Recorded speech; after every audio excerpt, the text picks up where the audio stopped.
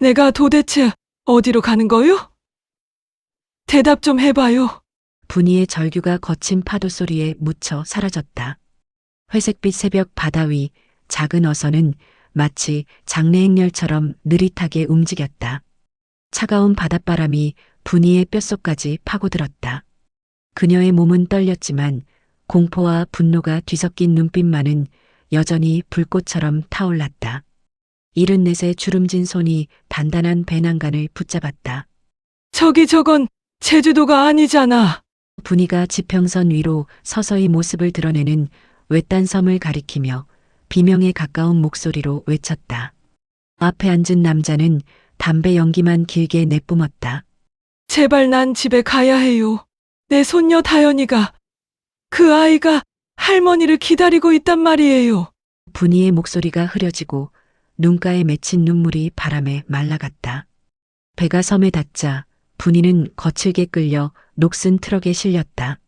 언덕을 넘어 그녀의 눈앞에 펼쳐진 것은 끝없이 이어지는 하얀 염전이었다.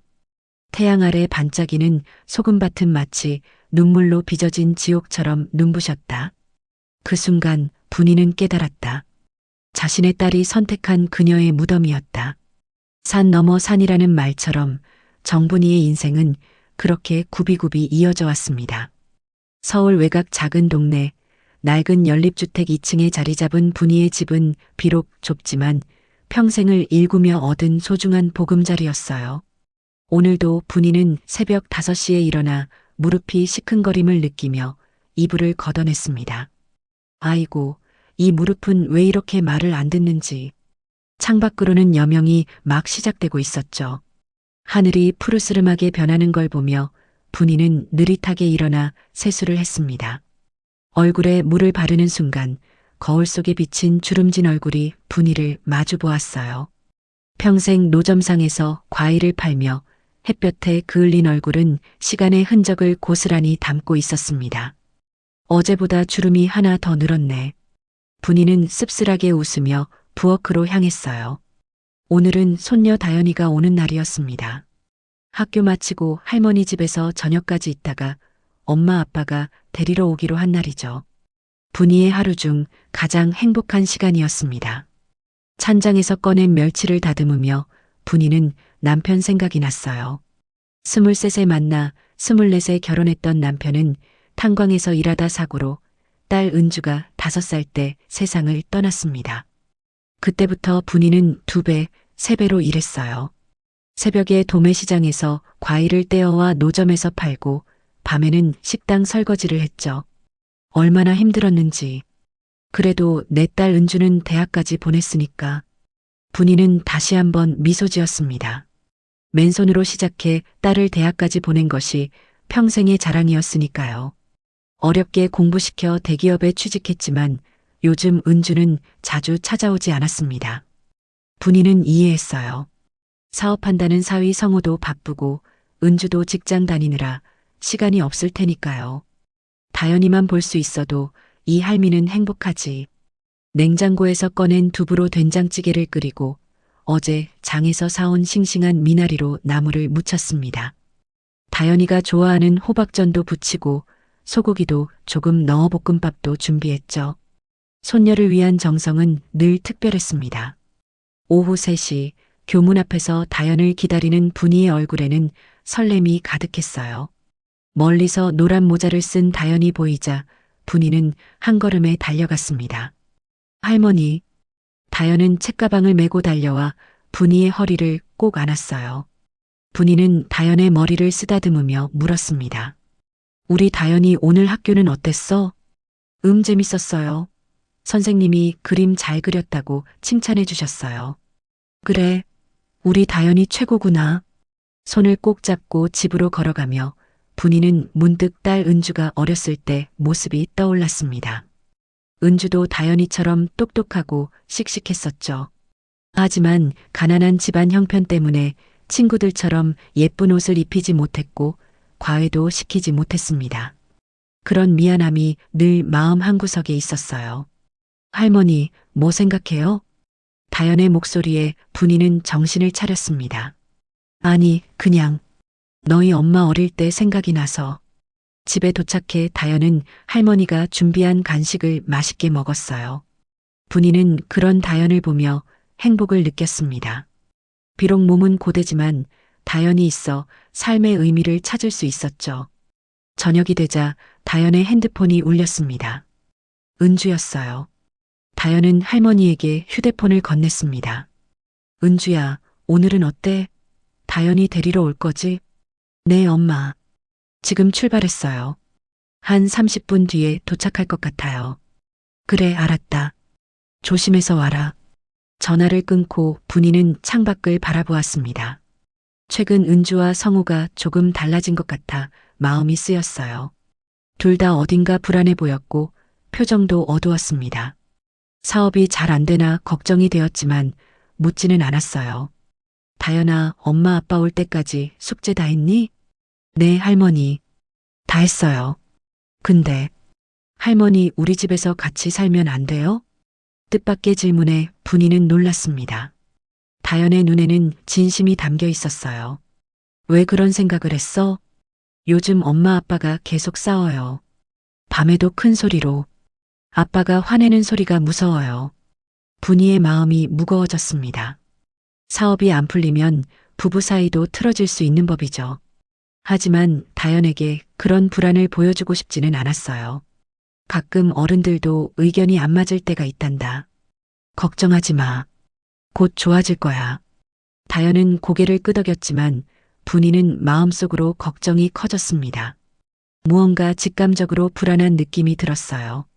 지난 평생 장사하며 다져진 눈썰미로 볼 때 딸 부부에게 심상치 않은 일이 생긴 것 같았습니다.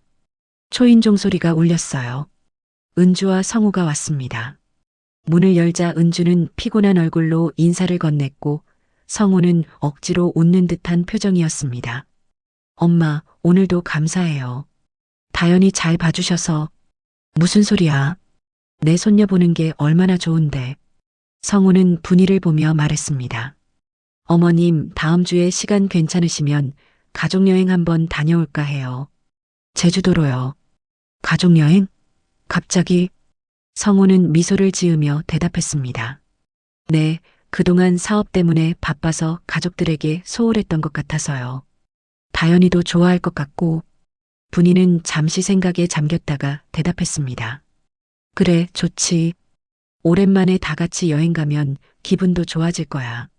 하지만 분이의 마음 한구석에는 이상한 예감이 자리 잡았어요. 분이는 그 예감을 애써 무시하려 했지만 60년을 넘게 살아온 인생의 지혜는 무언가 잘못되고 있다고 속삭이고 있었습니다. 은주 가족이 떠난 후 분이는 창가에 서서 멀어지는 차를 바라보았어요. 그리고 작은 소리로 중얼거렸습니다. 괜찮을 거야. 다 잘 될 거야. 하지만 창밖으로 보이는 어둠은 그 어느 때보다 깊게 느껴졌습니다. 제주행 비행기를 타기 전날 밤 정분이는 여행 가방을 꾸리며 오랜만에 설렘을 느꼈습니다. 비록 몸이 예전 같지 않아 여행이 조금 부담스럽긴 했지만 온 가족이 함께하는 시간은 언제나 소중했으니까요. 목도리도 챙겨야지. 다연이가 바닷바람에 감기라도 걸릴라. 분이는 손녀를 생각하며 따뜻한 목도리까지 챙겼어요. 그때 전화벨이 울렸습니다. 발신자 표시를 보니 은주였죠. 은주야, 무슨 일이야? 내일 아침에 보기로 했잖아. 전화기 너머로 은주의 목소리가 들렸습니다. 평소와는 달리 어딘가 긴장된 듯한 목소리였어요. 엄마, 내일 일정이 조금 바뀌었어요. 제주도 직항이 아니라 목포로 가서 배를 타고 가기로 했어요. 성우 씨가 배 타는 게 더 경치도 좋고 다연히 교육에도 좋을 것 같대요. 분이는 의아했지만 크게 개의치 않았습니다. 그래, 난 상관없다. 내가 어디를 가든 너희랑 함께면 좋으니까. 통화를 마치고 분이는 창밖을 바라보았습니다. 분명 은주의 목소리에서 뭔가 이상한 점이 느껴졌어요. 하지만 평생을 고생한 딸이 이제야 가족여행을 떠나는 것이 미안하기라도 한 건지 분이는 그런 생각은 접어두기로 했습니다. 이튿날 아침 일찍 도착한 성우의 차에 올라타니 다연이가 반갑게 할머니를 맞이했어요. 할머니, 우리 바다에 가요. 배 타고. 그래, 우리 다연이가 좋아하는구나. 뒷좌석에 앉은 분이는 은주와 성호의 모습을 살폈습니다. 두 사람 다 표정이 굳어 있었고 말수도 적었어요. 특히 성호는 운전하는 내내 백미러로 자꾸 뒤를 확인하며 초조해 보였습니다. 은주야, 괜찮니? 얼굴이 안 좋아 보이네. 은주는 잠시 침묵하다가 억지로 미소를 지었어요. 아니에요, 엄마. 그냥 어제 잠을 못 자서 그래요. 목포로 가는 길은 평소보다 더 길게 느껴졌습니다. 성우는 중간에 휴게소에서 급하게 전화를 받고 돌아왔는데 얼굴이 더 어두워져 있었어요. 분이는 다연에게 간식을 주며 애써 평온함을 유지했지만 마음속 불안감은 점점 커져갔습니다. 제주도에서 어떤 일정이 있는지 알려줄래? 성우는 질문에 놀란 듯 운전대를 꽉 쥐었다가 대답했습니다. 아, 네. 특별한 일정은 없고요. 그냥 바다도 보고 한라산도 구경하고 다연이 위주로 계획했어요. 그래, 좋네. 분이는 고개를 끄덕였지만 직감적으로 뭔가 잘못되고 있다는 느낌을 지울 수 없었어요. 평생을 장사하며 단련된 눈은 거짓말을 금방 알아챘으니까요. 목포에 도착하자 성우는 배를 타기 위해 항구로 향했습니다. 그런데 항구는 관광객들이 많이 이용하는 여객선 터미널이 아니라 외딴 부두였어요. 작은 어선 몇 대만 정박해 있는 곳이었습니다. 여기가 어디야? 여객선 터미널은 아닌 것 같은데. 성우는 분이의 질문에 대답하지 않고 차에서 내렸습니다. 그리고 주변을 둘러보더니 누군가에게 전화를 걸었어요. 분이는 불안감이 커져 은주에게 물었습니다. 은주야, 여기가 어디야? 왜 이런 한적한 곳에 왔어? 은주는 고개를 숙인 채 대답했습니다. 엄마, 그냥 조금만 기다려요. 곧 설명해 드릴게요. 그때 검은색 승합차 한 대가 다가왔어요. 차에서 남자 둘이 내렸는데 험상궂게 생긴 중년 남자와 젊은 남자였습니다. 그들은 성우에게 다가가 무언가 이야기를 나눴고 성우는 주머니에서 봉투를 꺼내 그들에게 건넸습니다. 분이의 심장이 빠르게 뛰기 시작했어요. 모든 것이 이상했습니다. 여객선도 없고 관광객도 없는 이 한적한 부두. 그리고 성우가 만난 낯선 사람들. 은주야, 저 사람들은 누구야? 은주는 여전히 대답하지 않았어요. 대신 성우가 다가와 분이를 향해 말했습니다. 어머님, 잠시 저 배를 타고 이동해야 합니다. 제주까지 가는 특별한 루트예요. 분이는 고개를 저었습니다. 난 저런 작은 배 타는 거 무서워. 그냥 여객선 터미널로 가자. 성우의 표정이 변했습니다. 더 이상 강요하려는 미소가 아니라 냉랭한 얼굴이었어요. 어머님, 이제 선택의 여지가 없습니다. 그 순간 분이는 모든 것을 깨달았습니다. 이것은 여행이 아니었어요. 무언가 매우 잘못된 일이 벌어지고 있었습니다. 본능적으로 다연이를 끌어안았어요. 은주야, 이게 무슨 일이야? 말해봐. 은주는 마침내 고개를 들었지만 그 눈에는 분이가 평생 본 적 없는 차가움이 있었습니다. 엄마, 우리가 빚을 졌어요. 엄청 큰 빚. 성우 사업이 망했거든요. 그게 나랑 무슨 상관이야? 내가 도울 수 있는 일이 있으면 말해. 성우가 끼어들었습니다. 도울 수 있죠. 사채업자들이 우리 가족을 위협하고 있어요. 그런데 그들이 어머님만 사라지면 우리를 가만두겠다고 했어요. 분이는 그 말에 충격을 받았습니다. 자신의 귀를 의심했어요. 무슨 소리야? 성우는 차갑게 말을 이었습니다. 어머님이 사라지면 우리 가족은 안전해질 수 있어요. 이 사람들이 어머님을 다른 곳으로 모셔갈 겁니다. 분이는 절망감에 휩싸였습니다. 평생을 희생해 키운 딸이 그리고 그 사위가 자신을 팔아넘기려는 상황이었어요. 다연이가 할머니의 표정을 보고 불안해하며 물었습니다. 할머니, 무슨 일이에요? 왜 아빠가 그런 말을 해요? 분이는 다연이를 더 꼭 껴안았어요. 아니야, 다연아. 아무 일도 없어. 그때 낯선 남자들이 다가왔습니다. 한 명이 분이를 향해 손을 내밀었어요. 할머니, 이제 우리랑 가셔야 합니다. 분이는 필사적으로 다연을 붙잡았습니다. 안 돼.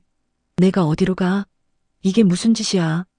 은주가 다가와 다연을 분이에게서 떼어놓으려 했어요. 다연은 울부짖으며 할머니를 부르기 시작했습니다. 할머니, 할머니, 어디 가는 거예요? 할머니 안 가면 안 돼요?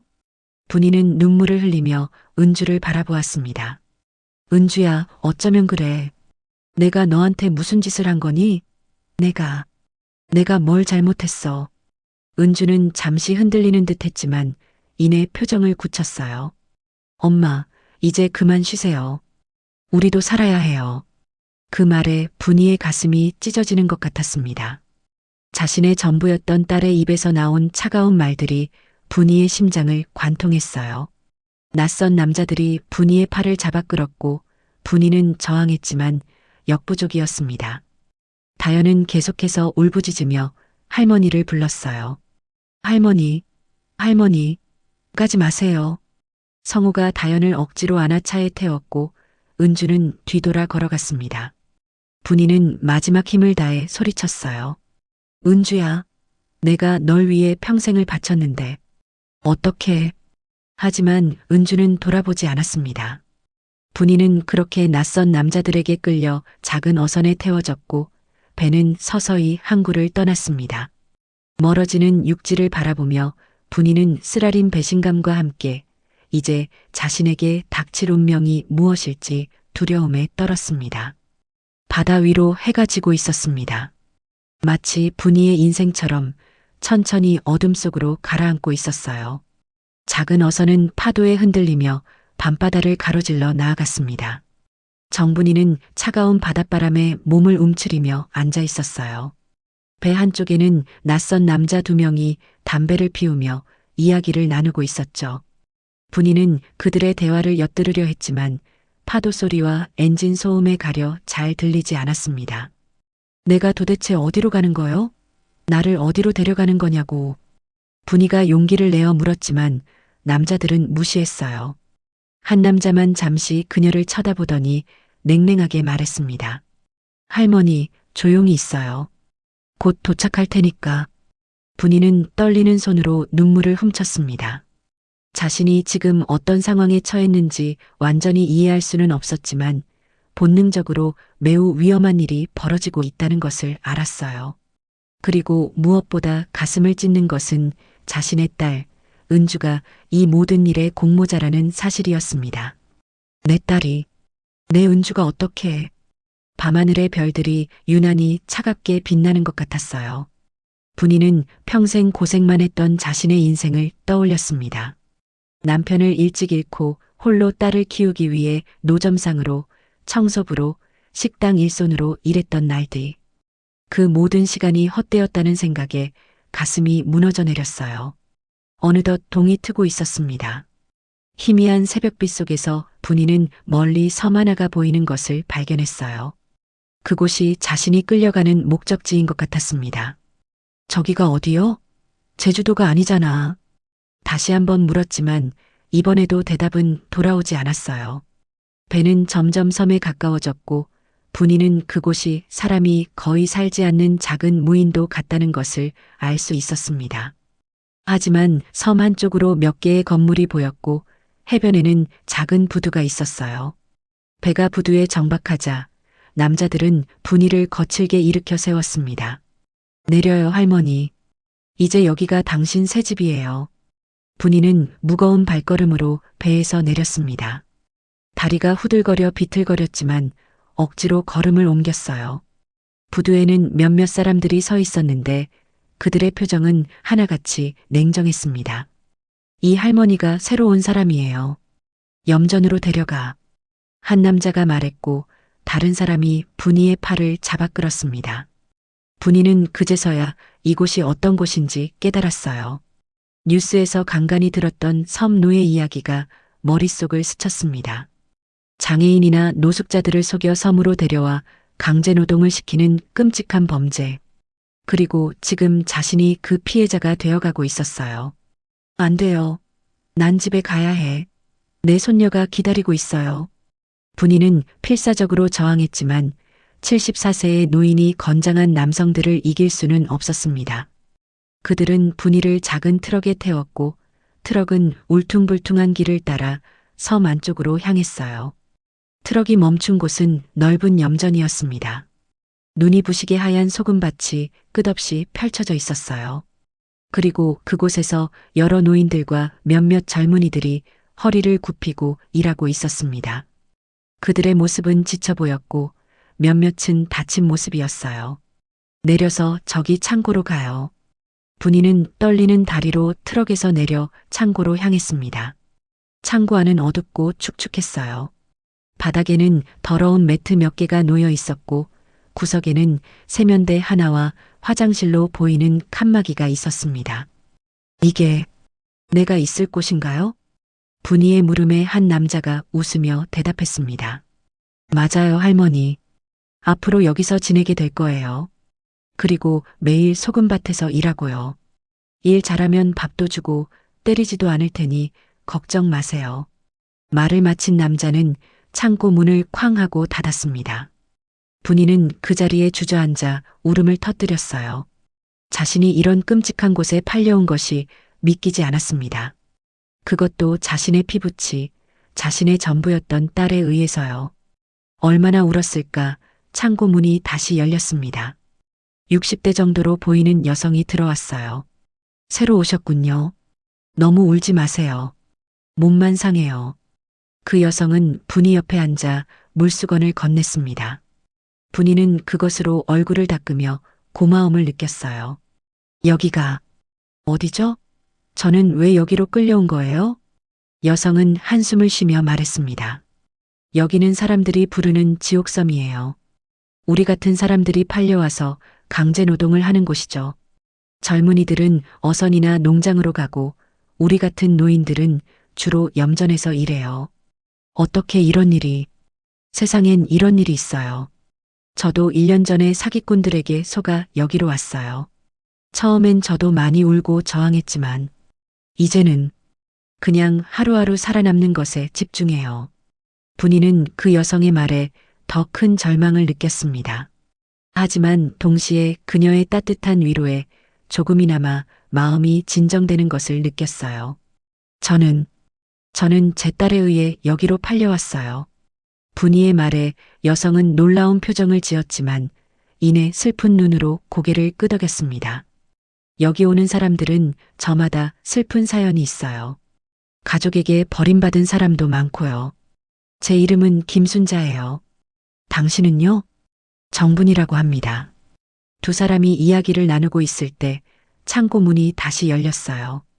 험상궂은 남자가 들어와 소리쳤습니다. 새로운 할머니, 이제 일할 시간이에요. 빨리 나와서 옷 갈아입고 염전으로 가요.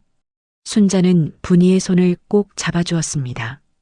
힘내세요, 분이 씨. 저와 함께해요. 도와드릴게요. 분이는 떨리는 다리로 일어났습니다. 창고 밖으로 나가자 눈부신 햇살이 그녀를 맞이했어요. 하지만 그 아름다운 햇살 아래에서 분이를 기다리고 있는 것은 고된 강제노동이었습니다. 염전으로 가는 길에 분이는 마음속으로 다짐했어요. 살아남아야 해. 다연이를 다시 보기 위해서라도 꼭 살아남아야 해. 그리고 가슴 깊은 곳에서는 배신한 딸에 대한 복잡한 감정이 소용돌이쳤습니다. 분노와 배신감, 그리고 그럼에도 불구하고 놓을 수 없는 모성애까지. 염전에 도착하자 분이는 소금을 모으는 도구를 받았습니다. 그리고 그렇게 74세의 정분이의 지옥 같은 나날이 시작되었어요. 하루가 지나고 이틀이 지나고 일주일이 지났습니다. 정분이에게 염전에서의 시간은 끝없는 고통의 연속이었어요. 매일 새벽 5시 창고 문이 거칠게 열리면서 하루가 시작되었죠. 감독관들은 막대기로 바닥을 두드리며 노인들을 깨웠습니다. 일어나.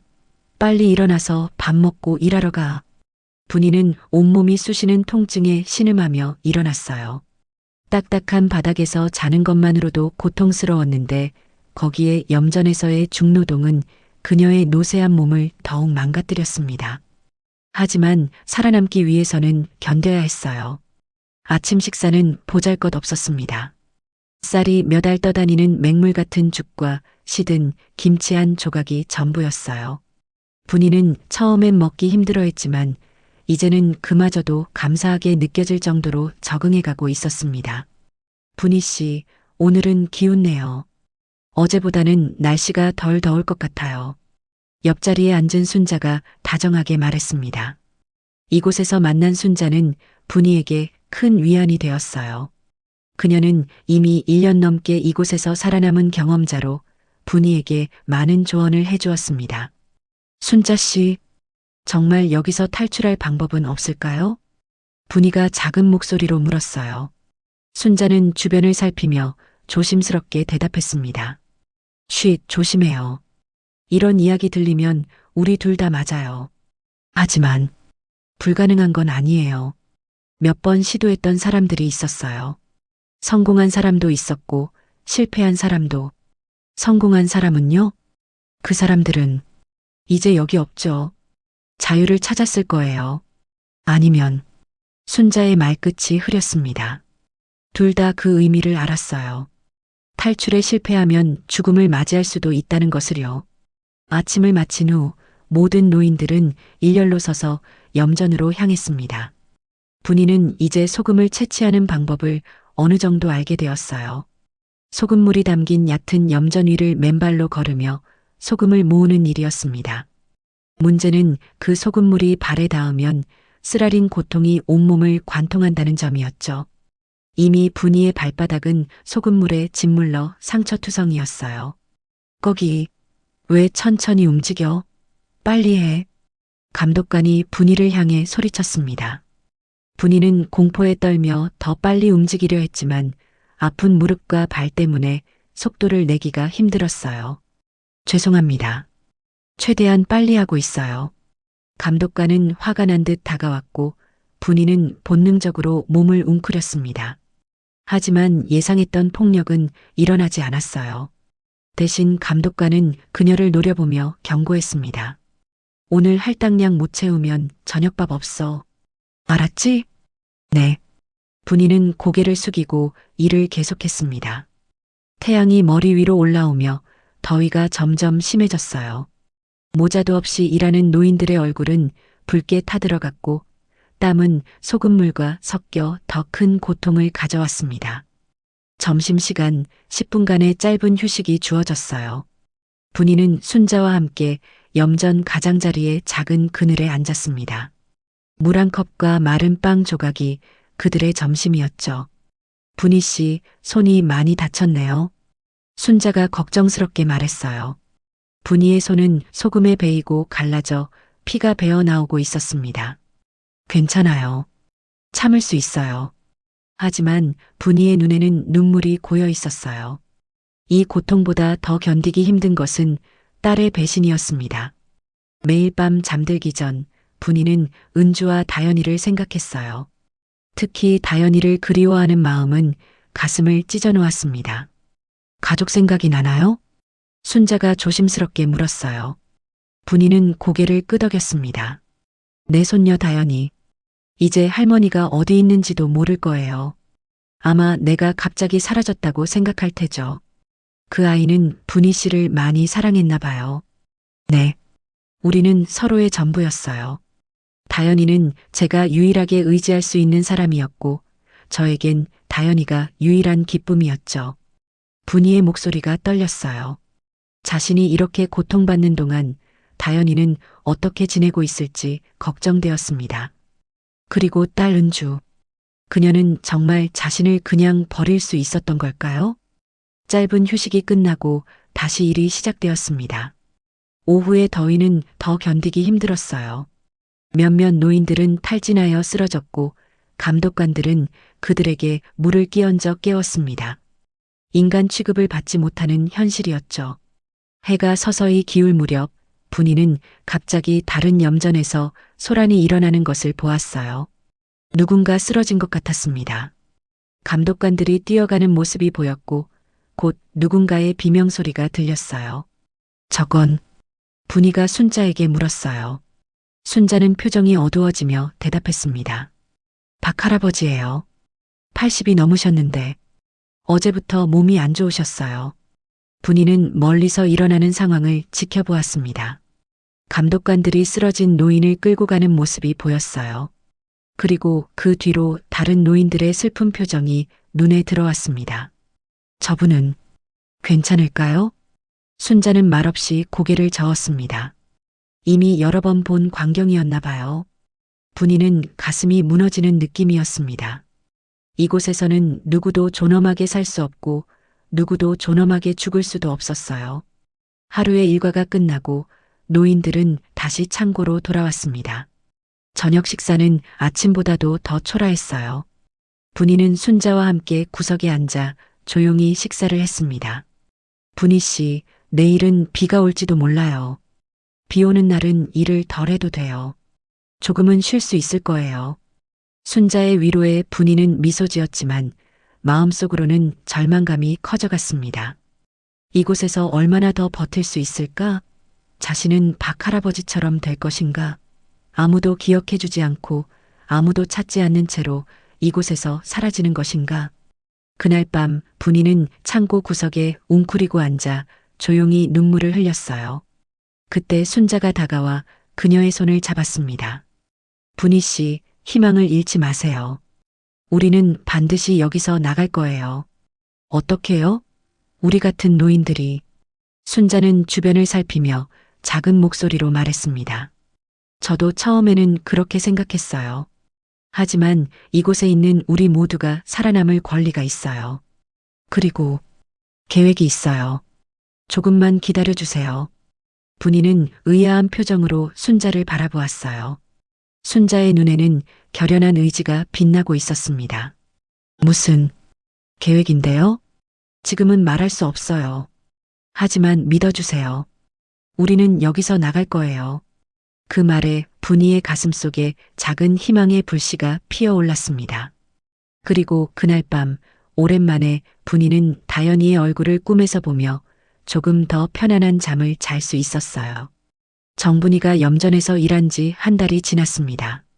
그 시간 동안 분이의 몸은 많이 변했어요. 한때 통통했던 얼굴은 야위어 광대뼈가 도드라졌고 손은 소금물에 짓물러 갈라진 채 아물 새 없이 계속 상처를 입었습니다. 하지만 그런 육체적 고통보다 더 견디기 힘든 것은 마음의 상처였어요. 딸의 배신 그리고 다시는 손녀 다연이를 볼 수 없을지도 모른다는 절망감이 분이를 괴롭혔습니다. 그럼에도 불구하고 분이는 여기서 살아남기로 결심했어요. 처음에는 단순히 견디는 것에 급급했지만 이제는 더 적극적으로 상황을 관찰하고 탈출 가능성을 모색하기 시작했습니다. 장사꾼으로 살아온 분이의 눈은 이곳의 운영 패턴과 감독관들의 습관을 놓치지 않았어요. 분이 씨, 오늘 저녁에 창고 뒤편으로 와요. 중요한 이야기가 있어요. 순자가 염전에서 일하는 중에 작은 목소리로 말했습니다. 분이는 눈으로만 대답했어요.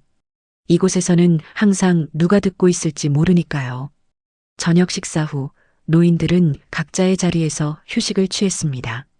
분이는 몸을 웅크리고 있다가 감독관들이 순찰을 돌고 난 후 조심스럽게 창고 뒤편으로 향했어요. 그곳에는 순자와 함께 다른 노인들 몇 명이 모여 있었습니다.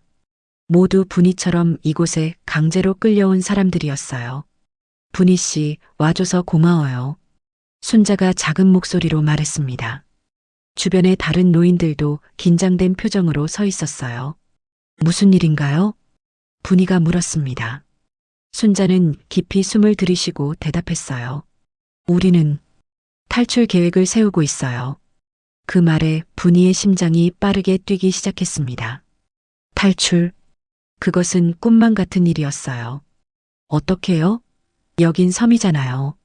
설령 염전을 빠져나간다 해도 배가 없으면 육지로 갈 수 없어요. 순자 옆에 있던 70대로 보이는 남성이 앞으로 나섰습니다. 제 이름은 최동철입니다.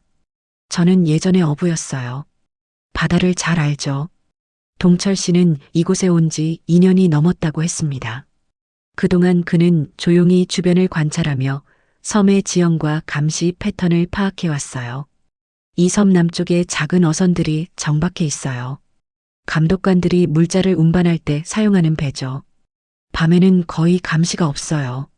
만약 우리가 그 배 중 하나를 탈 수 있다면 분이는 반신반의하며 듣고 있었습니다. 너무 위험해 보였어요. 하지만 우리가 어떻게 염전을 빠져나가죠? 항상 감시당하고 있는데 순자가 말했습니다. 기회가 있어요. 일주일 후면 큰 태풍이 올 거라고 해요. 감독관들이 라디오로 그 이야기를 하는 걸 들었어요. 태풍이 오면 모든 것이 혼란스러워지고 그때 우리가 움직일 수 있어요. 분이는 고개를 저었습니다. 너무 위험해요.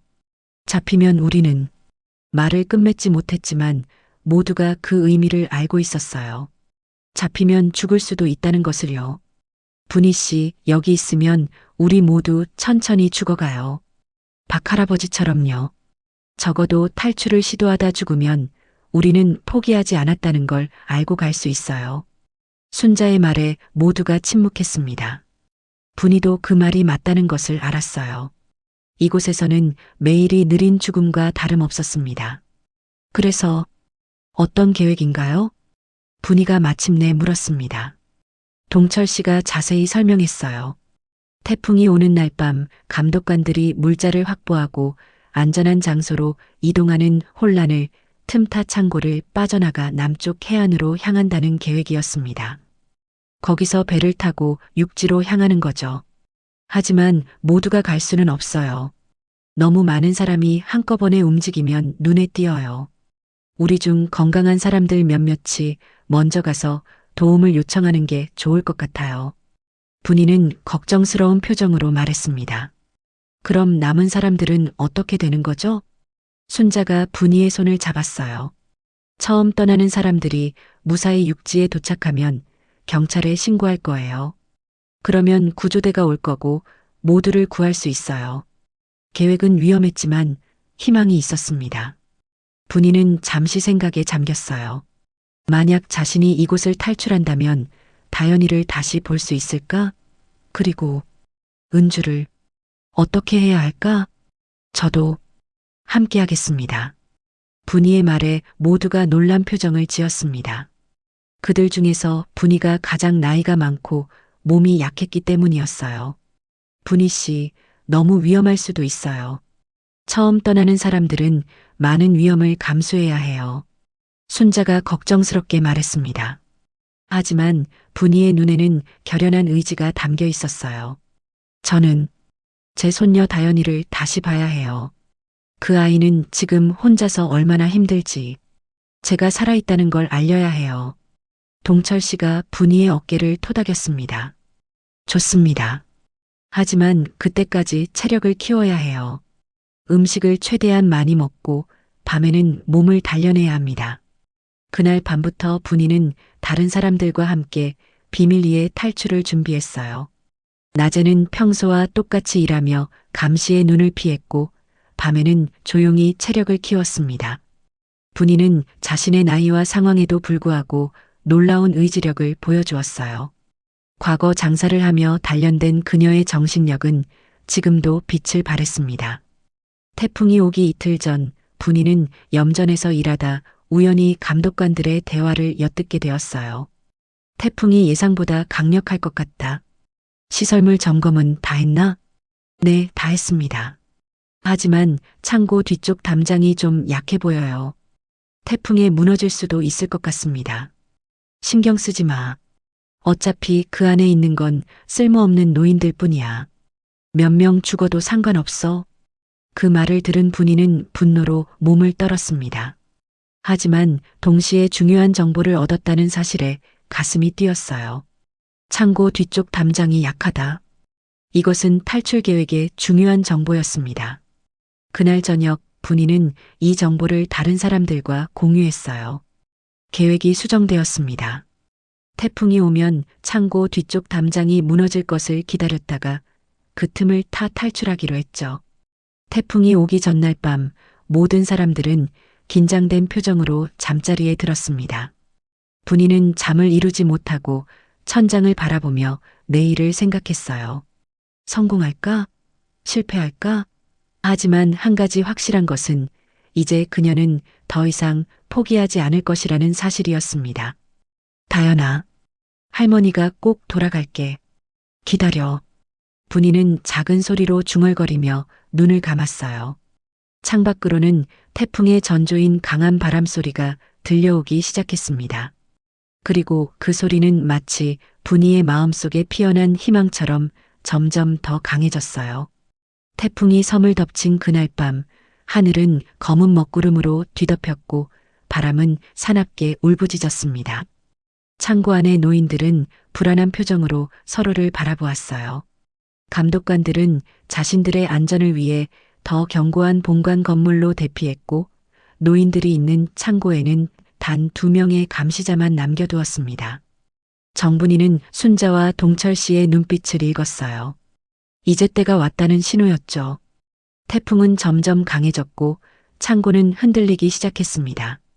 지붕에서는 빗물이 새어들어왔고 바람 소리는 귀를 찢을 듯 거셌어요. 고지야. 동철 씨가 작은 목소리로 말했습니다. 탈출을 계획한 노인들은 서로에게 미세한 신호를 보내며 준비했어요. 분이의 심장은 빠르게 뛰었지만 두려움보다는 의지가 더 강했습니다. 그동안 몰래 모아둔 도구들, 날카로운 소금삽 조각, 단단한 나무 막대기, 밧줄 조각을 꺼냈어요. 갑자기 천둥 소리와 함께 강한 바람이 불었고 예상대로 창고 뒤편의 약한 담장이 무너지는 소리가 들렸습니다. 감시자들이 놀라 그쪽으로 달려갔어요. 지금이야. 동철 씨의 신호에 분이를 포함한 5명의 노인들이 움직였습니다. 그들은 무너진 담장 틈으로 빠져나가려 했어요. 하지만 한 명의 감시자가 돌아보고 그들을 발견했습니다. 이봐, 너희 뭐 하는 거야? 감시자가 소리치며 달려왔어요. 동철 씨가 앞으로 나서서 소금삽으로 감시자를 제압했습니다. 나머지 한 명의 감시자도 달려왔지만 다른 노인들이 힘을 합쳐 그를 밀어냈어요. 빨리, 담장으로. 모두가 무너진 담장을 향해 달렸습니다. 비바람이 얼굴을 때렸지만 자유를 향한 열망이 그들을 앞으로 나아가게 했어요. 분이는 몸이 따라주지 않아 뒤처졌지만 순자가 그녀의 손을 꼭 잡아 이끌었습니다. 조금만 더 힘내요, 분이 씨. 담장을 빠져나온 그들은 빗속을 뚫고 섬의 남쪽을 향해 달렸어요. 태풍의 혼란 속에서도 동철 씨는 방향을 잃지 않았습니다. 그는 어부 시절의 경험으로 방향 감각이 뛰어났거든요. 저기 보이는 언덕을 넘으면 해안가예요. 거기서 배를 찾을 수 있을 거예요. 비에 젖은 흙길은 미끄러웠고 분이는 여러 번 넘어졌습니다. 하지만 그때마다 순자와 다른 노인들이 그녀를 일으켜 주었어요. 그들은 이제 운명 공동체였습니다. 뭔가 이상해요. 너무 쉽게 빠져나온 것 같아. 한 노인이 불안하게 말했어요. 동철 씨도 고개를 끄덕였습니다. 맞아요. 하지만 지금은 앞으로 나아가는 것만 생각해야 해요. 뒤돌아보지 마세요. 그들은 계속해서 언덕을 올랐습니다. 분이의 다리는 후들거렸고 숨은 가빴지만 포기할 수 없었어요. 다연이를 다시 만나겠다는 일념 하나로 그녀는 계속 앞으로 나아갔습니다. 마침내 언덕 정상에 도달했을 때 그들은 잠시 멈춰 섰어요. 아래로는 거친 파도가 치는 바다가 보였고 해안가에는 몇 대의 작은 어선이 묶여 있었습니다. 그곳까지는 가파른 내리막길을 내려가야 했어요. 저기 배가 보여요. 순자가 기쁨에 차서 말했습니다. 그러나 그 순간 멀리서 소리가 들렸어요. 감독관들이 차를 타고 그들을 쫓아오고 있었습니다. 서두르세요. 그들이 오고 있어요. 동철 씨의 외침에 모두가 서둘러 내리막길을 내려가기 시작했어요. 분이는 미끄러운 경사로에서 중심을 잃고 넘어지며 언덕을 굴러 내려갔습니다. 순간적인 공포와 함께 통증이 전신을 강타했어요. 분이 씨, 순자가 달려와 그녀를 일으켰습니다. 분이의 무릎에서는 피가 흘렀지만 그녀는 이를 악물었어요. 괜찮아요. 계속 가요. 그들은 서둘러 해안가로 향했습니다. 감독관들의 차 헤드라이트가 점점 가까워지고 있었어요.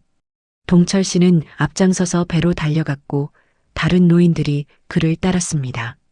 분이와 순자는 뒤처졌지만 최대한 빨리 움직이려 했어요. 해안가에 도착했을 때 동철 씨는 이미 한 척의 작은 어선을 풀고 있었습니다. 빨리요. 배에 타세요. 그들은 서둘러 배에 올랐어요. 동철 씨가 엔진을 켜려 했지만 엔진은 쉽게 시동이 걸리지 않았습니다. 안 돼. 제발. 동철 씨가 초조하게 말했어요. 감독관들은 이제 해안가로 내려오고 있었습니다. 그들의 소리가 빗소리 너머로 들려왔어요. 저기 있다. 저 배야. 분이는 공포에 떨었지만 갑자기 동철 씨가 외쳤습니다. 됐다. 엔진이 돌아가요. 배가 서서히 움직이기 시작했어요. 하지만 감독관들이 이미 해안가에 도착해 그들을 향해 달려오고 있었습니다. 더 빨리, 제발. 모두가 간절히 기도했습니다. 동철 씨는 최대한 엔진의 속도를 높였고 배는 점점 해안에서 멀어졌어요. 감독관 한 명이 물에 뛰어들어 배를 붙잡으려 했지만 파도가 그를 쳐내고 배는 계속 앞으로 나아갔습니다. 해냈어. 우리가 해냈어요. 순자가 기쁨의 눈물을 흘리며 말했어요. 하지만 아직 안심하기는 이른 시간이었습니다. 태풍은 여전히 거세게 불고 있었고 작은 어선은 거친 파도에 심하게 흔들렸어요. 모두 단단히 붙잡으세요. 태풍을 뚫고 나가야 합니다. 동철 씨가 외쳤어요. 분이는 배 난간을 꽉 붙잡으며 하늘을 바라보았습니다. 검은 구름 사이로 간간히 별빛이 보였어요. 그것은 마치 희망의 빛 같았습니다. 배는 계속해서 거친 바다를 헤쳐나갔어요. 노인들은 서로를 의지하며 두려움을 이겨냈습니다. 분이는 순자에게 몸을 기대고 있었어요. 우리가 정말 탈출한 거예요? 분이가 믿기지 않는다는 듯이 물었습니다. 순자는 미소를 지으며 대답했어요. 네, 분이 씨. 우리는 자유예요. 이제 다시는 그 지옥으로 돌아가지 않을 거예요. 그때 동철 씨가 배 뒤쪽을 가리키며 외쳤습니다. 저기 봐요. 다른 배가 쫓아오고 있어요. 모두가 뒤를 돌아보았어요. 멀리서 한 척의 배가 그들을 향해 오고 있었습니다. 감독관들이 분명했어요. 어떡하죠? 저 배가 더 빠를 거예요. 한 노인이 두려움에 떨며 말했습니다. 동철 씨의 표정도 어두워졌어요. 우리 배는 최대한 빨리 가고 있어요. 하지만 분이는 조용히 생각에 잠겼습니다. 그리고 갑자기 눈을 크게 뜨며 말했어요. 무전기. 이 배에 무전기가 있을 거예요. 동철 씨가 놀란 표정으로 분이를 바라보았습니다. 맞아요. 어선에는 보통 무전기가 있어요. 찾아봐요. 그들은 서둘러 배 안을 뒤졌어요. 그리고 마침내 조종석 아래에서 낡은 무전기를 발견했습니다. 동철 씨가 그것을 손에 들었어요. 작동할까요? 순자가 걱정스럽게 물었습니다. 동철 씨는 무전기를 켜보려 했지만 반응이 없었어요. 배터리가 없는 것 같아요. 모두의 희망이 사그라들었습니다. 그때 분이가 조용히 말했어요. 제가 한번 볼게요. 분이는 무전기를 받아들었습니다. 젊었을 때 남편이 전자제품을 고치는 것을 옆에서 많이 지켜봤었기에 그녀는 무전기를 자세히 살폈어요. 여기 내부에 물이 좀 들어간 것 같아요. 그리고 배터리 연결부가 녹슬었어요. 분이는 조심스럽게 무전기를 열었습니다. 그리고 치마 자락으로 내부를 닫고 녹슨 부분을 문질렀어요. 다른 노인들은 그녀의 작업을 지켜보았습니다. 그리고 이 선을 다시 연결하면 분이가 마지막으로 배터리를 다시 끼웠을 때 무전기에서 희미한 불빛이 들어왔어요. 됐다. 작동해요. 모두가 환호했습니다. 동철 씨는 바로 무전기를 작동시켜 구조 신호를 보내기 시작했어요. 구조 요청, 구조 요청. 누구든지 이 메시지를 듣고 계신다면 응답해 주세요. 우리는 섬 염전에서 탈출한 노인들입니다. 위치는? 그들은 계속해서 신호를 보냈습니다. 배 뒤에서 쫓아오는 감독관들의 배는 점점 가까워지고 있었어요. 하지만 그들은 포기하지 않았습니다. 마침내 무전기에서 잡음과 함께 응답이 들려왔어요. 여기는 해양경찰입니다. 신호가 잡히고 있습니다. 현재 위치를 다시 알려주세요. 동철 씨는 최대한 정확하게 위치를 설명했고 그들의 상황을 전달했습니다. 해양경찰은 즉시 구조팀을 보내겠다고 약속했어요. 도움이 곧 도착할 거예요. 조금만 더 버텨요. 동철 씨의 말에 모두가 희망을 되찾았습니다. 하지만 감독관들의 배는 이제 거의 그들에게 다가왔어요. 저 사람들이 우리를 잡으면 끝이에요. 한 노인이 두려움에 떨며 말했습니다. 분이는 조용히 손을 모아 기도했어요. 제발, 우리를 도와주세요. 그때 갑자기 먼 바다에서 강한 빛이 보였습니다. 해양경찰의 순찰선이었어요. 그들은 태풍에도 불구하고 구조를 위해 달려온 것이었습니다. 저기, 해양경찰이에요. 순자가 기쁨에 차서 외쳤어요. 감독관들의 배도 그 광경을 보았는지 속도를 늦추었습니다. 그리고 잠시 후 방향을 바꿔 급히 돌아가기 시작했어요. 도망가고 있어요. 그들이 도망가요. 노인들은 기쁨의 눈물을 흘렸습니다. 해양경찰의 배는 점점 가까워졌고 마침내 그들 옆에 정박했어요. 괜찮으세요? 모두 다치지 않았나요? 경찰관들이 걱정스럽게 물었습니다. 노인들은 고개를 끄덕이며 도움의 손길을 받아들였어요. 분이는 경찰관의 손을 잡고 그들의 배에 올라섰습니다. 감사합니다. 정말 감사합니다. 분이의 눈에는 눈물이 고였어요. 그것은 고통의 눈물이 아니라 자유를 되찾은 기쁨의 눈물이었습니다. 해양경찰은 그들을 안전하게 육지로 데려갔고 거기서 그들은 병원으로 이송되었습니다. 분이는 침대에 누워 천장을 바라보며 생각했어요. 이제 자신은 다시 자유의 몸이 되었고 다연이를 다시 만날 수 있을 것입니다. 하지만 동시에 아직도 그 섬에 남아있는 수많은 노인들을 생각하니 가슴이 아팠어요. 모두를 구해야 해. 반드시.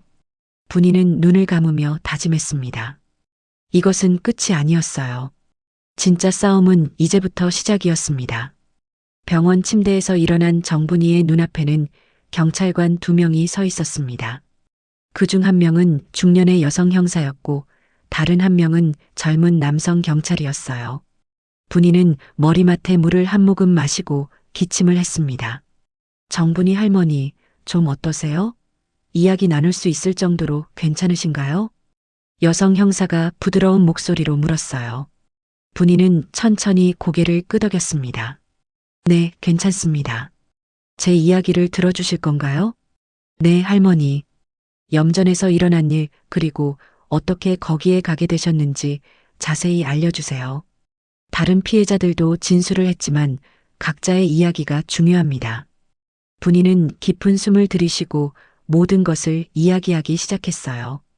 딸 은주와 사위 성우가 어떻게 그녀를 속여 염전으로 팔아넘겼는지, 그곳에서 어떤 끔찍한 일들이 벌어지고 있는지, 그리고 어떻게 탈출했는지 모든 것을 상세히 설명했습니다.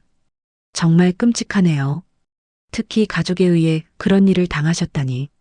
경찰관의 표정이 어두워졌어요. 분이의 눈에는 눈물이 맺혔지만 그녀는 강한 목소리로 말했습니다. 이제 중요한 건 나 같은 사람들이 더 이상 생기지 않도록 하는 거예요. 그리고 아직도 그곳에 남아있는 사람들을 구해야 해요.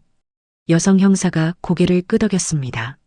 할머니의 증언 덕분에 우리는 해당 섬으로 대규모 수색 작전을 펼쳤어요. 이미 10명이 넘는 노인들과 장애인들을 구조했습니다. 그리고 인신매매 조직의 주요 인물들도 체포했고요. 분이의 눈이 밝아졌어요. 적어도 다른 사람들은 구조되었다는 소식이 기뻤습니다. 그럼 제 딸과 사위는요? 형사는 잠시 망설이다가 대답했습니다. 정은주 씨와 박성호 씨 맞죠? 두 사람 모두 도주 중입니다. 하지만 곧 체포할 수 있을 거예요. 전국에 수배령이 내려졌습니다. 분이는 복잡한 감정에 휩싸였어요. 딸을 생각하면 여전히 가슴이 아팠지만 동시에 그녀가 저지른 일에 대한 책임을 져야 한다는 것도 알고 있었습니다. 그리고 제 손녀 다연이는요? 다연이는 현재 아동보호소에서 보호 중입니다. 부모가 범죄에 연루되어 있어서요. 그 말에 분이는 자리에서 벌떡 일어났어요. 안 돼요. 다연이는 제가 데려가야 해요. 그 아이는 제 손녀예요. 형사는 분이를 진정시키려 했습니다. 할머니, 일단 조금 더 회복하신 후에 다연이를 만나실 수 있을 거예요. 법적 절차가 필요하지만 할머니께서 다연이의 보호자가 되실 가능성이 높아요. 분이는 조금 안도했지만 여전히 다연이가 걱정되었습니다. 아이는 얼마나 혼란스럽고 두려울까요? 이틀 후 분이는 드디어 병원에서 퇴원했습니다. 경찰의 도움으로 그녀는 임시 주거지를 제공받았고 다연이를 만날 수 있는 자리도 마련되었어요. 아동보호소에서 다연이를 만나기 위해 긴장된 마음으로 기다리고 있을 때 분이의 가슴은 두근거렸습니다. 문이 열리고 다연이가 들어왔어요. 아이는 할머니를 보자마자 얼굴에 놀라움이 가득했고 곧 눈물을 터뜨리며 달려왔습니다. 할머니, 할머니. 다연은 분이의 품에 안겨 엉엉 울었어요. 분이도 눈물을 참을 수 없었습니다. 우리 다연아, 할머니가 많이 보고 싶었어. 할머니가 어디 갔는지 몰랐어요. 엄마가 할머니가 멀리 여행 갔다고 했는데 저는 믿지 않았어요. 할머니가 나를 두고 가지 않을 거라는 걸 알았어요. 분이는 다연의 등을 토닥이며 진정시켰습니다. 다연은 울음을 그치지 않았어요. 엄마랑 아빠가 왜 그랬어요? 왜 할머니를 보내버린 거예요? 어떻게 대답해야 할지 분이는 망설였습니다. 아직 어린 다연에게 모든 진실을 말하기는 어려웠어요. 어른들의 일이란다. 하지만 이제 할머니가 돌아왔으니까 다시는 널 떠나지 않을 거야. 다연은 분이의 팔에 있는 상처들을 보고 물었습니다. 할머니, 다쳤어요? 아파요? 괜찮아. 이제 다 나았어. 할머니는 강하거든. 다연은 할머니의 손을 꼭 잡았어요. 저도 할머니처럼 강해질 거예요. 그리고 할머니를 지켜드릴 거예요. 그 말에 분이의 마음이 녹아내렸습니다. 이 어린 손녀가 오히려 자신을 지키겠다고 하는 모습이 너무나 사랑스러웠어요. 상담사가 다가와 말했습니다. 정분이 할머니, 현재 법원에서 다연이의 임시 보호자로 할머니를 지정할 가능성이 높습니다. 하지만 몇 가지 절차가 더 필요해요. 분이는 고개를 끄덕였습니다. 어떤 어려움이 있더라도 다연이와 함께하기 위해 모든 것을 할 준비가 되어 있었어요. 며칠 후 분이는 경찰서에서 순자와 동철 씨를 포함한 다른 피해자들을 다시 만났습니다. 모두 서로를 보자 반가워했어요. 그들은 이제 중요한 증인으로서 대규모 인신매매 사건의 재판을 앞두고 있었습니다. 분이 씨, 덕분에 많은 사람들이 구조되었어요. 당신은 영웅이에요. 순자가 분이의 손을 꼭 잡으며 말했습니다. 분이는 쑥스러운 듯 고개를 저었어요. 아니에요. 우리 모두가 함께했기 때문에 가능했던 일이에요. 혼자였다면 절대 탈출할 수 없었을 거예요. 그때 여성 형사가 서둘러 들어왔습니다. 그녀의 표정은 긴박해 보였어요. 정분이 할머니, 중요한 소식이 있습니다. 방금 전에 정은주 씨와 박성호 씨가 체포되었습니다. 분이의 심장이 빠르게 뛰기 시작했어요. 드디어 은주와 성우가 잡혔다는 소식이었습니다. 어디서 잡혔나요? 인천 항구에서요. 외국으로 도주하려던 참이었습니다. 지금 이쪽으로 호송 중이에요. 분이는 복잡한 감정에 휩싸였습니다. 자신의 딸이 체포되었다는 사실은 가슴 아팠지만 동시에 정의가 실현되고 있다는 안도감도 있었어요. 할머니, 괜찮으신가요? 만약 원하신다면 정은주 씨를 면담하실 수 있도록 자리를 마련해 드릴 수 있어요. 분이는 잠시 생각에 잠겼다가 고개를 끄덕였습니다. 네, 만나고 싶어요. 마지막으로 한번 은주의 얼굴을 보고 싶어요. 2시간 후 분이는 경찰서의 조사실 앞에 서 있었습니다. 문이 열리고 은주가 수갑을 찬 채로 들어왔어요. 은주의 모습은 초라했습니다. 언제나 단정했던 그녀의 모습은 온데간데였고 지친 얼굴에 불안한 눈빛만 남아 있었어요. 엄마.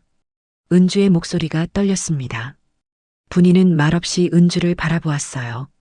수많은 감정이 그녀의 가슴 속에서 소용돌이쳤습니다. 왜 그랬니, 은주야? 내가 뭘 그렇게 잘못했길래? 분이의 목소리는 흔들렸지만 그녀는 강한 척했어요. 은주는 고개를 숙이고 말했습니다. 엄마, 미안해요. 정말 미안해요. 미안하다고? 내가 날 염전에 팔아넘겼어. 내가 얼마나 고통받았는지 알기나 해? 분이의 목소리가 높아졌어요. 참아온 분노가 한꺼번에 터져나왔습니다. 알아요, 엄마. 제가 잘못했어요. 성우가. 아니, 제 탓이에요. 모든 게 다 제 잘못이에요. 은주는 눈물을 흘리며 말했어요. 분이는 냉정하게 물었습니다. 왜? 어째서 내 친어머니를 그런 곳에 보낼 수 있었니? 은주는 한동안 말이 없었다가 떨리는 목소리로 대답했어요. 성우의 사업이 망했어요. 우리는 사채업자들에게 엄청난 빚을 졌고 그들은 우리를 위협했어요.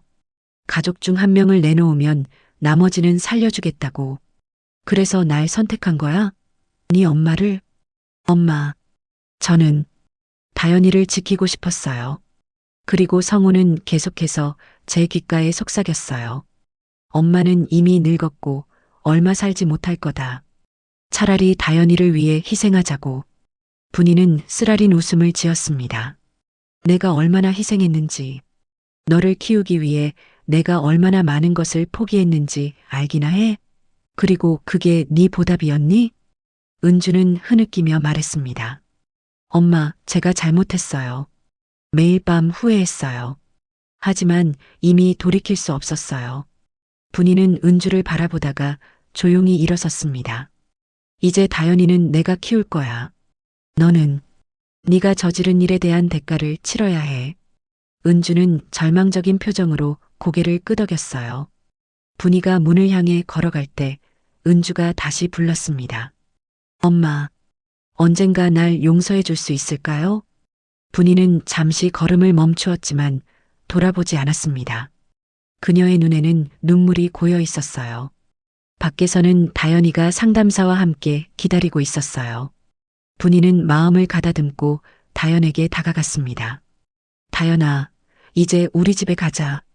다연은 할머니의 손을 잡았습니다.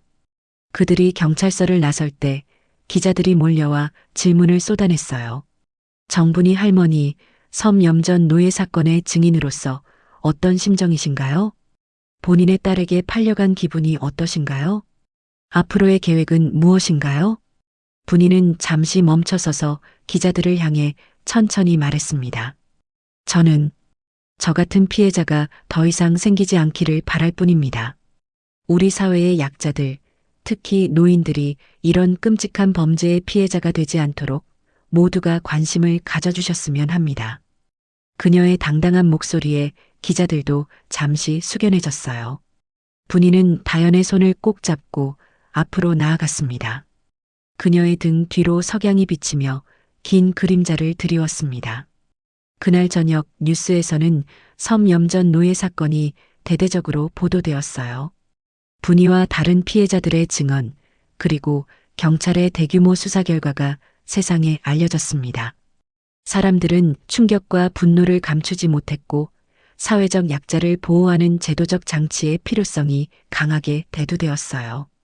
분이는 TV를 끄고 다연이 옆에 앉았습니다. 다연은 조용히 그림을 그리고 있었어요. 뭘 그리고 있니? 할머니랑 저요. 우리 둘이 행복하게 사는 모습이요. 분이의 눈에 눈물이 맺혔습니다. 모든 고통과 시련을 겪었지만 이제 그녀에게는 다연이가 있었어요. 그리고 그것만으로도 충분히 행복했습니다. 할머니, 우리 이제 어떻게 살 거예요? 다연이 물었어요. 분이는 다연의 머리를 쓰다듬으며 대답했습니다. 앞으로는 우리 둘이 함께 살 거야. 할머니가 일자리를 구해서 돈을 벌고 다연이는 학교에 다니면서 꿈을 키우는 거지. 우리 함께 행복하게 살자. 약속해요? 약속할게, 우리 다연아. 분이는 다연을 품에 안았습니다. 창밖으로는 별들이 빛나기 시작했어요. 긴 터널을 지나 마침내 빛을 본 것 같은 기분이었습니다. 염전에서의 끔찍한 경험, 딸의 배신, 모든 고통을 겪었지만 분이는 이제 다시 일어서고 있었어요. 그녀의 강인한 의지는 어떤 역경도 이겨낼 수 있었습니다. 그리고 이제 그녀는 다른 피해자들과 함께 목소리를 높여 세상을 조금씩 바꾸어 나갈 준비가 되어 있었습니다. 우리는 버려진 게 아니야. 우리의 삶은 여전히 소중하고 우리에게도 행복할 권리가 있어. 분이가 작은 소리로 중얼거렸습니다. 그것은 염전에서 다른 노인들에게 했던 말이었고, 이제는 그녀 자신에게 하는 다짐이었어요. 1년이 지난 어느 봄날, 정분이는 서울중앙지방법원 앞에 서 있었습니다. 오늘은 섬염전 노예 사건의 최종 판결이 나오는 날이었어요. 분이는 깔끔한 정장 차림으로 법원에 들어섰습니다. 옆에는 순자와 동철 씨를 비롯한 함께 탈출했던 피해자들이 함께했어요. 분이 씨, 긴장되세요? 순자가 분이의 손을 잡아주었습니다. 분이는 미소를 지으며 고개를 끄덕였어요. 네, 조금요. 하지만 이제 모든 게 끝나갑니다. 재판장이 입장하고 판결이 시작되었어요. 피고인 박성호, 정은주에 대하여 인신매매죄, 약취유인죄, 노인학대죄 등의 혐의로 각각 징역 15년, 징역 10년을 선고합니다. 법정에 술렁임이 퍼졌습니다. 분이는 평온한 표정을 유지했지만 가슴 깊은 곳에서는 복잡한 감정이 소용돌이쳤어요. 특히 딸 은주에 대한 10년 형량은 그녀에게 슬픔과 안도가 뒤섞인 감정을 안겼습니다. 또한 염전 운영자와 관련 가담자들에게 각각 징역 18년에서 25년까지의 형을 선고하며 피해자들에 대한 손해배상을 명령합니다. 판결이 끝나고 분이는 법정 밖으로 나왔어요. 그곳에서는 많은 기자들이 그녀를 기다리고 있었습니다. 그동안 분이는 이 사건의 대표적인 증인이자 노인 인권의 상징적인 인물이 되어 있었거든요. 정분이 할머니, 오늘 판결에 대한 소감을 말씀해 주세요. 한 기자가 질문했습니다. 분이는 차분하게 대답했어요. 정의는 늦게라도 실현된다는 것을 보여준 판결이라고 생각합니다. 하지만 이것으로 끝이 아니에요.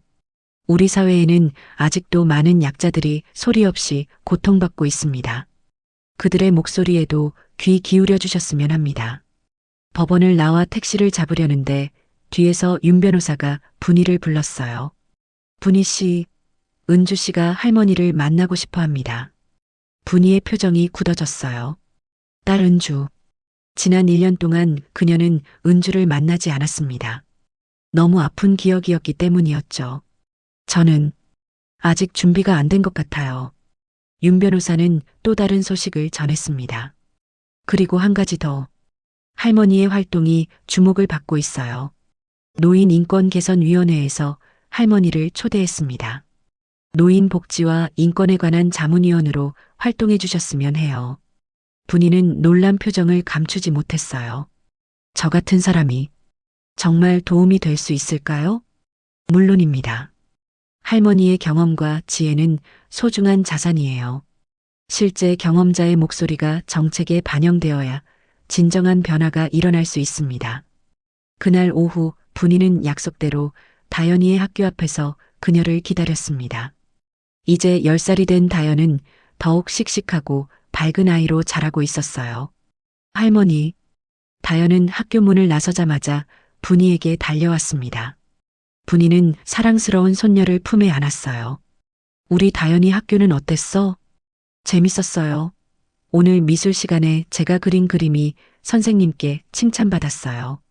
그리고 이거 봐요. 다연은 자랑스럽게 시험지를 보여주었습니다. 수학 시험에서 100점을 받은 거였어요. 할머니, 오늘 뉴스에 나왔어요? 친구들이 할머니가 TV에 나왔다고 했어요. 그랬니? 조금 부끄럽네. 우리 할머니는 영웅이잖아요. 친구들이 다 부러워해요. 집으로 돌아가는 길, 다연이 조심스럽게 물었어요. 할머니, 엄마는 언제 돌아와요? 분이의 가슴이 아려왔습니다. 다연은 아직 어머니를 그리워하고 있었어요. 다연아, 엄마는 지금 자신의 잘못을 반성하는 시간을 가지고 있어. 언젠가는 돌아올 거야. 하지만 그때까지 우리는 서로를 의지하며 잘 지내야 해. 한 달 후, 분이는 용기를 내어 은주를 만나러 교도소를 찾았어요. 면회실에서 만난 은주는 많이 야위어 있었어요. 그녀의 눈에는 깊은 후회와 슬픔이 담겨 있었습니다. 엄마, 도와줘서 고마워요. 분이는 말없이 은주를 바라보았습니다. 아직도 가슴속에는 분노와 배신감이 남아 있었지만 동시에 이것이 치유의 첫걸음임을 알고 있었어요. 다연이는 잘 지내요? 은주가 조심스럽게 물었습니다. 분이는 고개를 끄덕였어요. 응, 잘 지내. 학교에서도 인기 많고 공부도 잘해. 가끔 널 그리워하지만 은주의 눈에 눈물이 고였습니다. 엄마, 정말 미안해요. 제가 어떻게 그런 끔찍한 짓을 할 수 있었는지 매일 밤 생각하면 가슴이 찢어져요. 분이는 천천히 말했습니다. 은주야, 난 아직도 너를 완전히 용서하진 못했어. 하지만 우리는 여전히 가족이야. 그리고 다연이에게는 엄마가 필요해. 앞으로 내가 진정으로 반성하고 변화한다면 우리는 다시 시작할 수 있을 거야. 어느 날 분이는 희망의 손길 자조 모임에서 연설을 하게 되었어요. 많은 사람들 앞에서 그녀는 자신의 이야기를 나누었습니다. 저는 평생 장사를 하며 딸 하나를 키웠습니다. 고된 삶이었지만 그것이 제 삶이었고 자랑스럽게 살아왔어요. 하지만 예상치 못한 배신으로 저는 끔찍한 고통을 겪었습니다. 청중들은 숨죽이며 그녀의 이야기에 귀 기울였어요. 그러나 저는 포기하지 않았습니다. 그곳에서 만난 다른 피해자들과 함께 희망을 나누고 결국 탈출에 성공했죠. 이제 저는 깨달았습니다. 사람은 결코 짐이 아니라는 것을요. 우리 각자는 소중한 존재이며 나이가 들었다고 해서 그 가치가 줄어드는 것이 아닙니다. 분이의 목소리는 흔들리지 않고 강했습니다. 오늘 이 자리에 계신 모든 분들께 말씀드리고 싶습니다. 어떤 역경이 찾아와도 결코 희망을 잃지 마세요. 우리의 삶은 언제나 가치가 있고 우리는 존엄을 지킬 권리가 있습니다. 그리고 무엇보다 우리는 혼자가 아닙니다. 연설이 끝나자 우렁찬 박수가 터져 나왔어요. 많은 사람들이 눈물을 흘리며 그녀에게 감사의 인사를 전했습니다. 그날 저녁 집으로 돌아온 분이는 다연과 함께 저녁 식사를 준비했어요. 다연이 이제 11살이 되었고 할머니의 든든한 조력자가 되었습니다. 할머니, 오늘 연설 어땠어요? 좋았어, 다연아. 많은 사람들이 용기를 얻은 것 같아. 다연은 자랑스럽게 할머니를 바라보았어요. 할머니는 정말 강한 사람이에요. 저도 할머니처럼 강한 사람이 될 거예요. 분이는 손녀의 말에 가슴이 뭉클했습니다. 그녀는 다연의 머리를 쓰다듬으며 말했어요. 다연아, 기억해. 진정한 강함은 절대 포기하지 않는 거야. 그리고 사람은 누구나 소중해. 나이가 많든 적든, 부자든 가난하든 모든 사람은 존중받을 가치가 있어. 다연은 진지하게 고개를 끄덕였습니다.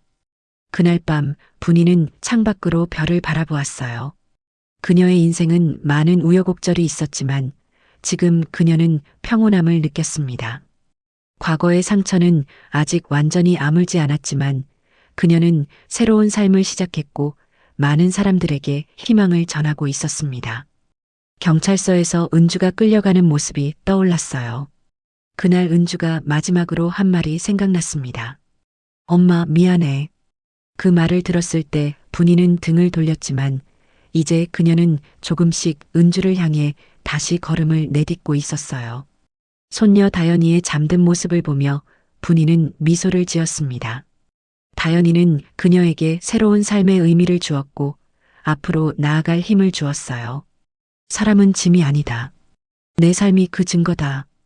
분이는 작은 소리로 중얼거렸습니다.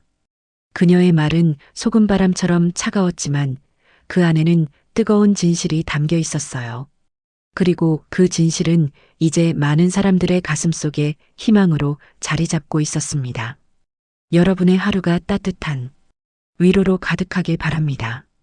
더 재미있고 감동적인 사연을 만나고 싶으시다면 구독과 좋아요 부탁드립니다.